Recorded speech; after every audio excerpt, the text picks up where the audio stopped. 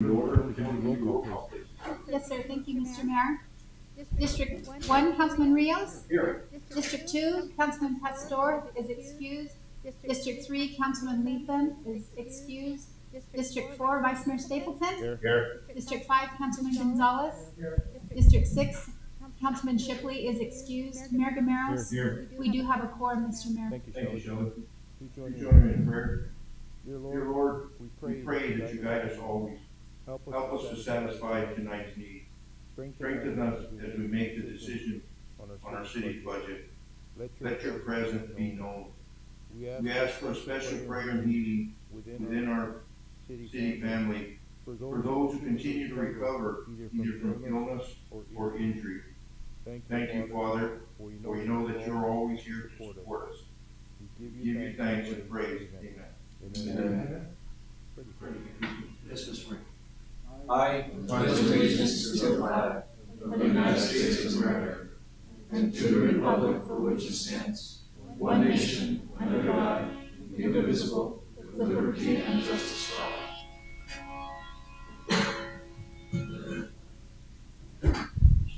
First on the agenda, we have a public hearing.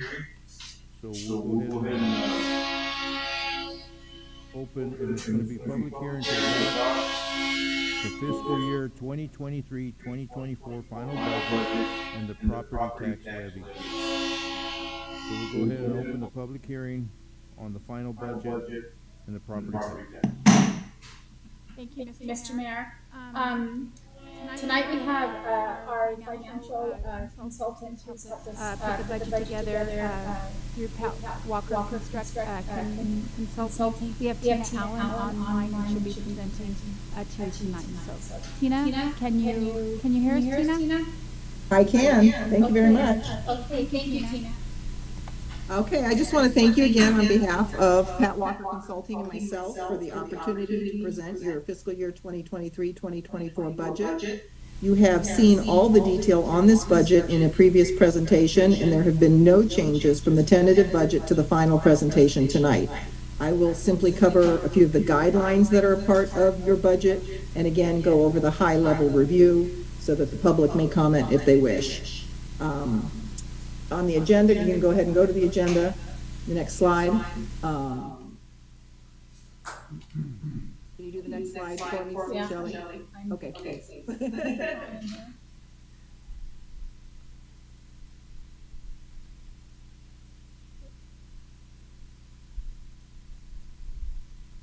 So Paul is traveling right now, but he is listening on the phone, so if we do want to ask any questions, or if there's anything that you do need to hear from him, we can. I will do a high-level review, and I will particularly cover some of the contingency detail. So the next slide. This is just the one slide that Pat presented to you in the two previous presentations. These are the changes that are proposed from the fiscal year 23 adopted budget to the fiscal year 23 revised budget. And many of these proposed changes haven't been brought yet to council for vote, but again, in summary, this is just cleanup that can be done because the grants were put in the general fund. There was the bridge created, but it didn't have money appropriated. Some things were combined in the sewer fund that shouldn't have been. So again, I just wanted to remind you that in the next month or two, Pat Walker will be bringing a memo to council to officially correct the current year, well, it's not the current year anymore, the fiscal year 23 budget. So I just wanted to remind you. But again, the slides that we have presented to you before are based on this revised budget that is cleaned up a little bit from last year. So the next slide is our big picture revenues by fund. This is exactly the same slide that was shown to you previously. It does show the proposed revenue budget of $65,334,122. An overall growth of $22.8 million. It's the same as the expenditure. I'll tend to talk a little more detail in the expenditures, and I will cover the general fund revenues as well. I will point out that as you look at this, everything under the general fund, the library, active adult, perf, each of those are individual departments, and then of course the general fund has multiple departments in it, and we'll talk about that a little later when we talk about the budget guidelines. You can go ahead and go to the next one, which is expenditures by fund. Again, oops, don't two, that was two. Here we go.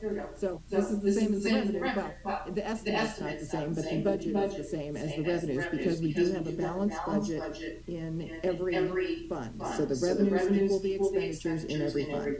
The growth, again, is primarily in the anticipated grants that we hope to apply for, the carry forward of available fund balance for water, sewer, bridge, and street work, and again, the $2.9 million in general fund contingency. So we went over those in detail when we presented the tentative budget, and nothing has changed at the department and fund level at all. I do believe you have received the tentative budget book, which does show line item detail for each of these activities, each department, but I didn't include account codes because we've been doing a lot of cleanup on those account codes. The next slide is the general fund revenues. So this just goes into detail to the 18 million that you will be bringing in the general fund. This is where the bulk of city business gets taken care of. There's growth expected in city sales tax as well as the state shared revenues. We will be watching these revenues very closely throughout the year to make sure that we stay in balance, or we know the reason why, so that we can be a little more, just really want to be on top of this, understand the flow of the revenues as they come in, and be able to track how that's funding the city services on an ongoing basis so that we can be more responsive if there's any need to make any adjustments. But at this point, we do feel confident that we have got the right estimates in there for your fiscal year 24 budget. By department, the next slide. So again, these are the exact same general fund by department appropriations that were presented to you on June 29th and July 5th. You have got the tentative budget book showing each department and fund, which did include all the detailed budget line items. I have been working the past several weeks to clean up some of the accounting codes in the system, align them a little bit better for use, so I didn't want to put them in the tentative budget book until we could really load the budget. These account codes are used primarily to help you tell your story and for your departments to understand how they spend their departmental allotment. So after the adoption of the tax rate, a final budget book will be prepared with all of the account detail included. And even before that, we will get that information out to the departments, since we are operating in fiscal year 24 at this time. We are starting to communicate with the departments some of the codes that are being used, any revenue codes that have changed, giving clarification to them. But we're also learning, and this is an opportunity in the next few months for me to continue to learn more about what our departments want to track, what they need to track to tell their story. And that's what we just always say, a budget is a way to tell a story. So each of these, again, is the same as the tentative budget that you have seen already. The other thing that we're doing with this public hearing with the next slide is we are presenting your property tax rate and your anticipated levy from that. Again, your property tax levy last year was $534,024, and with the same amount of with the property values that have gone up, we reduced the rate to 1.225. In other words, everybody who has, even though the property values may have gone up, they will pay the same levy that they paid last year. So because of that, there was no tax increase. We did not require a truth in taxation hearing. This is just a public hearing on these rates.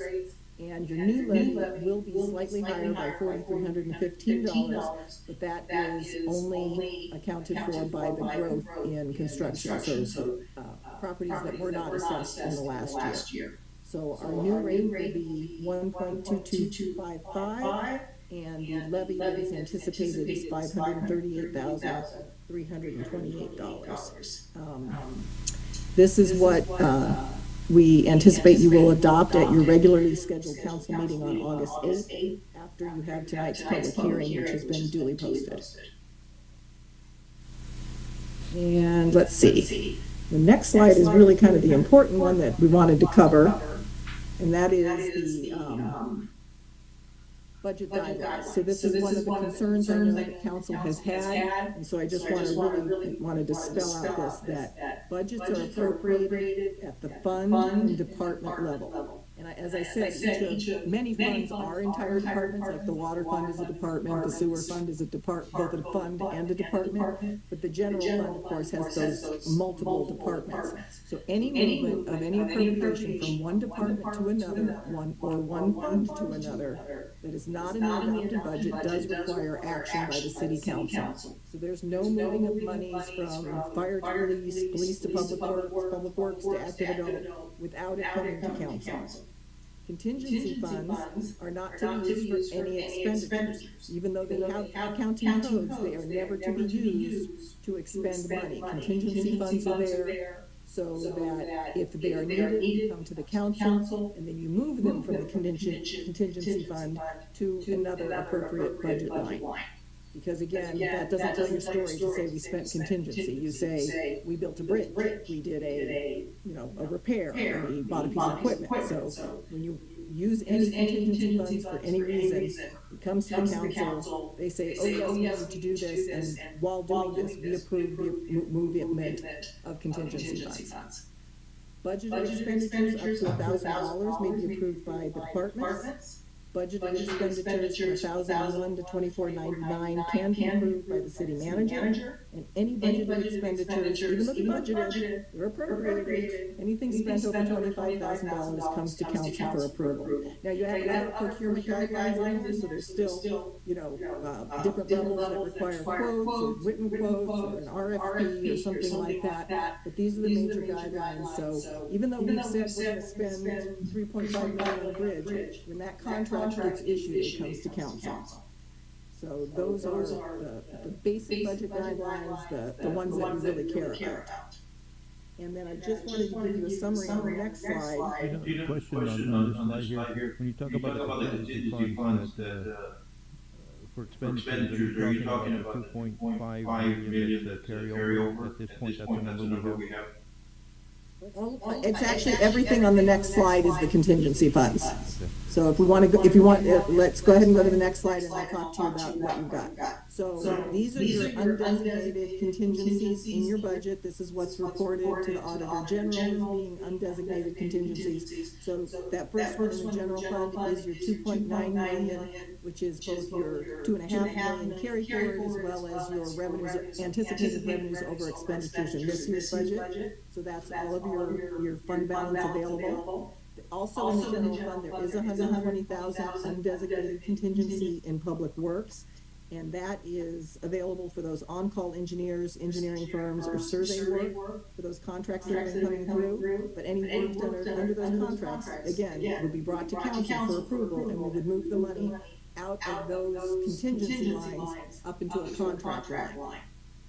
So again, that's contingency. So again, that's the same thing. Then the HERF fund, the undesignated contingency, actually represents 15% of the operating budget. So that's kind of set aside.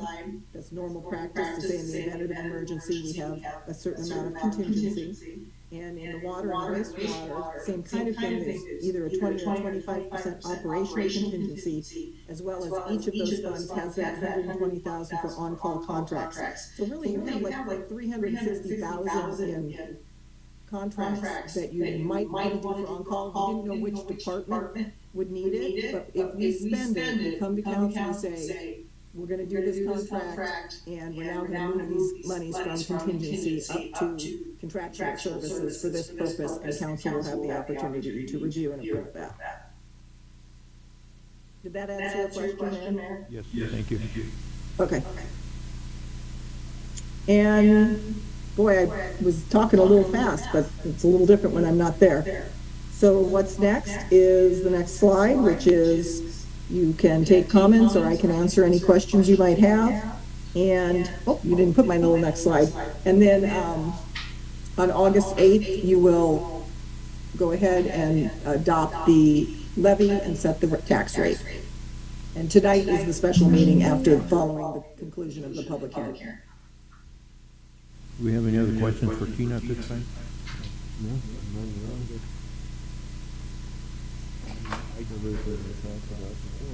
Yes, I do have. Mr. Mayor, just for my clarity purposes, looking at the agenda, we have the property tax levy listed, but did I hear you say that we're gonna discuss that in August? Yes, Yes, tonight is just a public hearing on the property tax levy.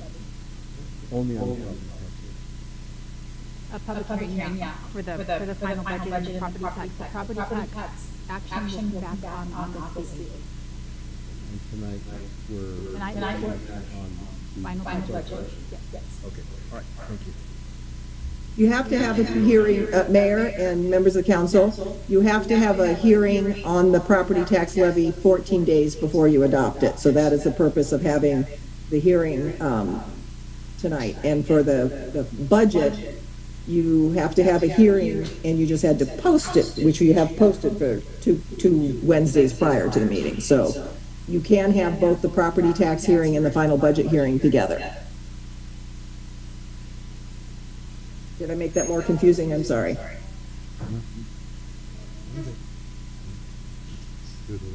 I just got confused when I was looking at the paperwork.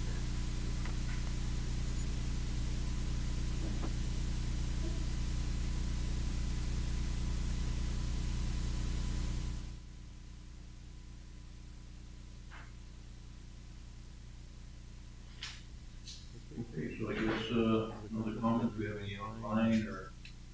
No, I have no public comments. We'll go ahead and close the public hearing.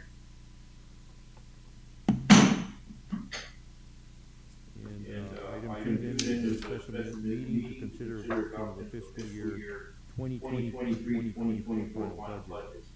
So it's consideration of resolution number 180 to adopt the City of Grove fiscal year 2023-2024 final budget in amount not to exceed $65,334,122, which includes $21,195,000 in unfunded grant requests and direction to make possible adjustments within the budget. Shelley, can you read resolution number 180? Thank you, Mr. Mayor. Resolution number 1880, a resolution of the Mayor and Council of the City of Globe, County of Gila, State of Arizona for the adoption of the final budget and the tax levy for fiscal year 2023 to 2024. Is council pleased with that reading? Yes.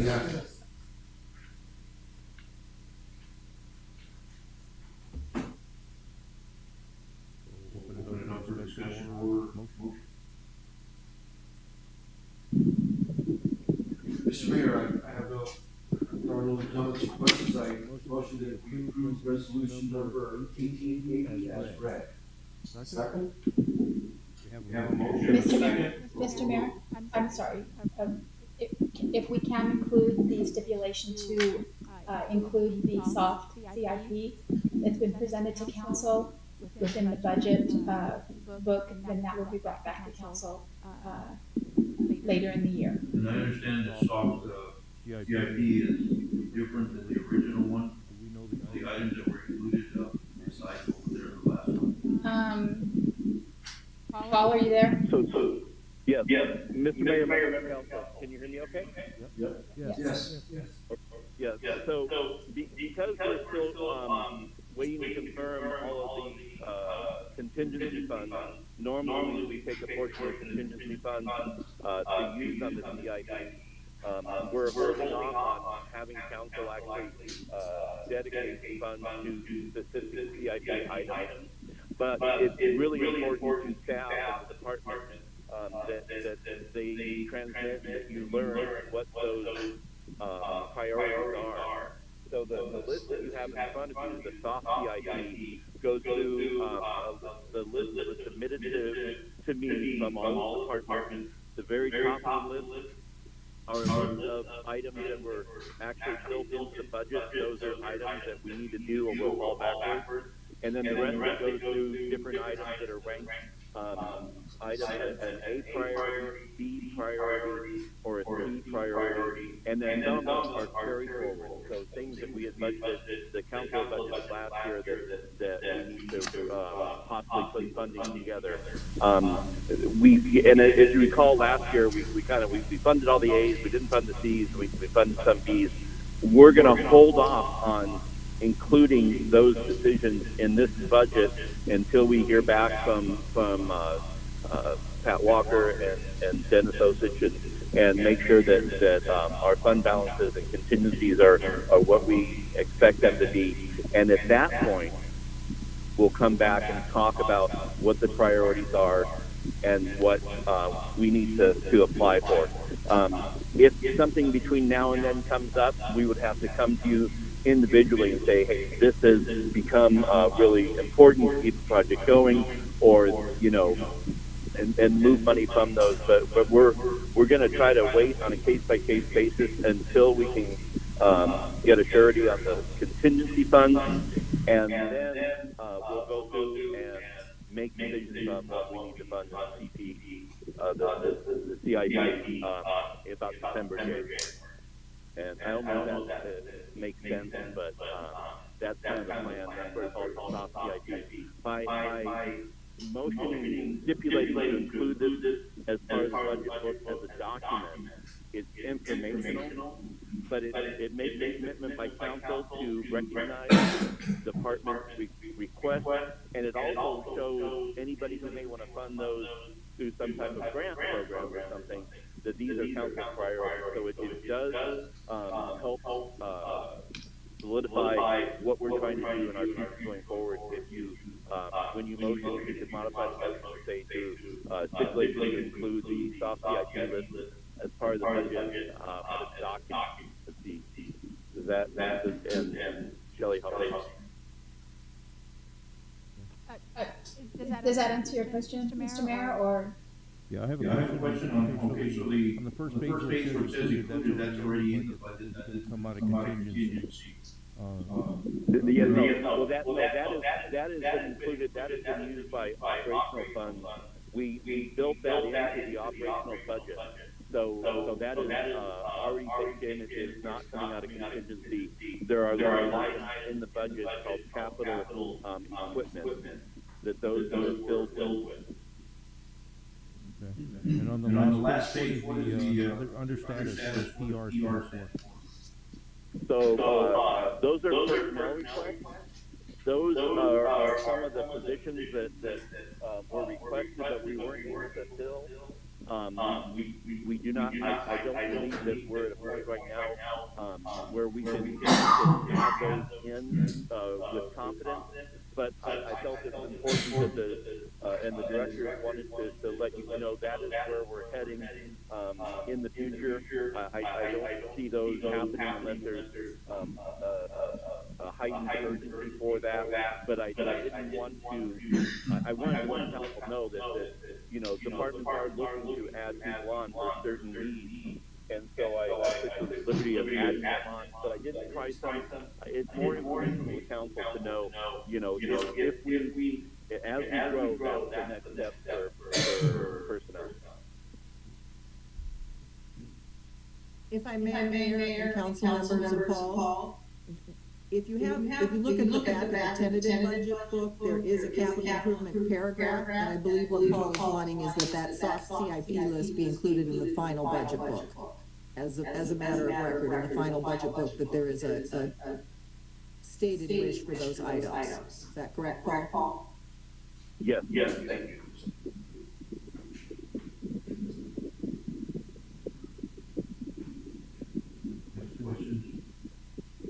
Thank you, Mayor.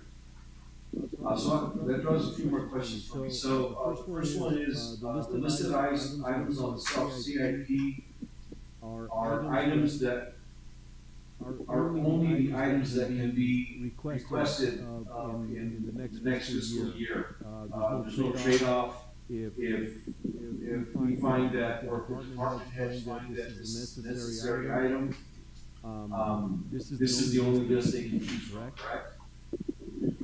Mr. Mayor, Councilman VLC, that is the current list. If we come back in January and it pops up that there's something that is jumped over all of these and is more important, you can still include those. It does not bind you to expend this money, and it does not limit you to expend money on any other item. But it is a stated list of priority, and it does line up with the strategic action plan, and that's kind of important. So, but no, you can, if there's something important, like say we had a water line, you jump ahead, you could do that even though it wasn't on the CIP. Okay, follow up then, the final amount on the soft list booklet, is is that a cap for any of the soft list items, whether they're on the list or not? There's a total amount on the bottom that just shows informationally what those numbers add up to. There's a lot of things in the recreation that are Cs that we find that when we put those in there, it helps us with grant applications to get those funded independently. We can pull those off. But no, the bottom number informational. It doesn't have any weight on the budget or fines this council or this council. Okay, and then another follow-up, then is this amount 15.9 and change included in the overall budget? Did I understand that to be included in the 23-24 budget? The amount at the bottom is not included in the budget. The only amounts that are included in the budget for those of you at the very top say included. And I don't know if I can word it. Maybe I didn't ask the question right. So our proposed fiscal budget is 65,334,122. 122. Yes. Is this 15 million part of that 65? No, but if whatever you spend would come out of the contingency line item. So we have the budget capacity to expend anything that's in that contingency line item. There is no way we could include that whole amount. It's not meant to be everything that's in there paid for or requested, but it's prioritized and it tends to be information, the pattern we watch items. Because we will watch items as they move from a C to a B to an A to funded. And some people no. This has been a C for 3 years. Maybe we can move forward. But no, it's informational. The only way that we can fund those is we fit within the capacity within the budget, and that would be contingency, and then with the grant capacity. So, Tina, am I saying this right? Mayor, members of council, let me just put it this way. So you have a $2.9 million contingency, and that is our anticipated entire fund balance for your general fund. If for some reason, at the conclusion of the fiscal year 22 audit, you pick up more funds, if for some reason you underspent the 22 budget more than we anticipate, and you picked up another $200,000, then that would mean your fund balance could grow by that $200,000. Then you might be interested in saying, well, we can now take $200,000 of the $2.9 million contingency and approve 3 items on the CIP list because we now are in a better position than we thought we were. Or you might choose to say, we have a $2.9 million contingency and we are choosing to fund 2 or 3 things, but then you will be knowing that you will be offsetting that with your fund balance. So it's really primarily because we don't know what our true pickup is going to be for fiscal year 22. And then and then you weigh that against what your fund balance. But again, during the year also, by the time we get to January, you may have additional revenues over expenditures anticipated for fiscal year 24 that might allow you to make decisions. So basically, we have about $13 million of excess requests than we have money for in our fund balance. That is correct. Okay, that answers my questions. I guess in layman's terms, this is kind of like a wish list. And yeah. Members of council, this is also something that might play into a 5-year plan. So normally there's a 5-year CIP plan as well that you start to build for. So it might be more appropriate to look at it as the beginnings of a 5-year plan. Well, that said, then, So questions, I would amend my motion to also include the fiscal year 24 soft CIP booklet to be included in the proposal. Second. We have motion second for approval of resolution 80 and and the fiscal 24 stock CIP list. is there Is there any further discussion? All All those in favor say aye. Aye. Any Any opposed, opposed, nay? nay? Motion passed. Thank you. Thank you. Thank you. Thank you. Thank you, Tina. Thank you very much. Have a good evening, gentlemen. Thank you, thank you, Kelly. Thank you, Bye, Council.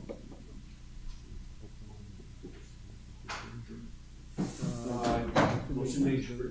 Second. Motion and second for German, all those in favor say aye.